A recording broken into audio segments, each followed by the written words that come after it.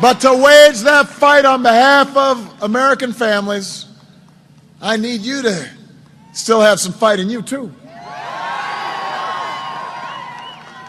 You know, the folks at the top of this country, turns out they don't need another champion in Washington. They'll always have a seat at the table. They'll always have access and influence. The people who need a champion are the Americans whose letters I read late at night after a long day in the office. The men and women I meet on the campaign trail every day.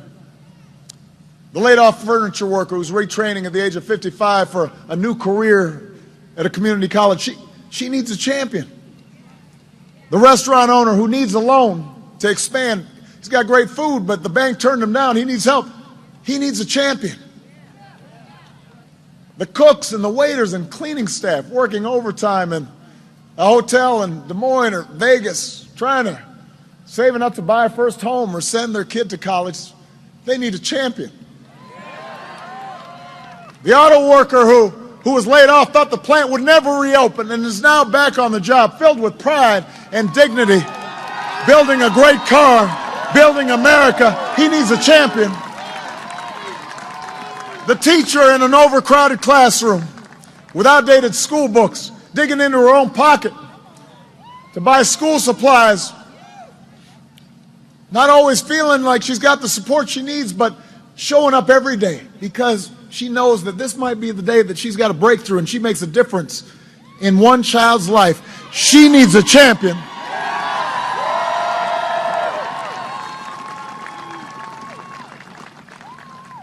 All those kids in inner cities, small farm towns, kids dreaming of becoming scientists or doctors, engineers or entrepreneurs, diplomats, or even a president. They need a champion in Washington. Because the future will never have as many lobbyists as the status quo. Children don't have lobbyists the way oil companies or banks do, but it's the dreams of those children that will be our saving grace.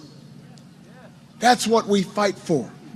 That's why I need you, Iowa, to make sure their voices are heard, to make sure your voices are heard. And that's why we've come too far to turn back now. We've come too far to let our hearts grow faint.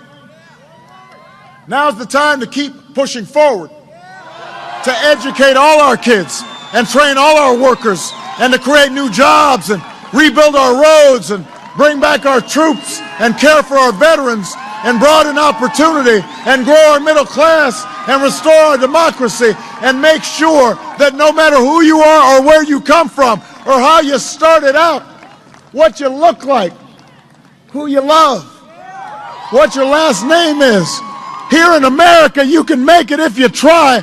That's what we're fighting for.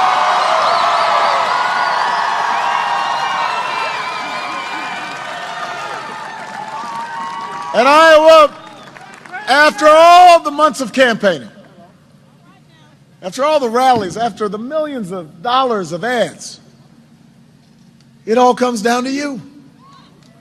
It's out of my hands now. It's in yours. All of it depends on what you do. When you step into that voting booth tomorrow, it's just a remarkable thing, the way our democracy works.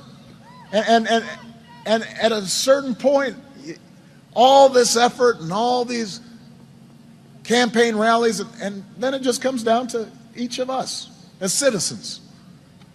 All of it depends on you bringing your friend or your neighbor, your coworker, your mom, your dad, your wife, your husband to the polls. That's how our democracy is supposed to be.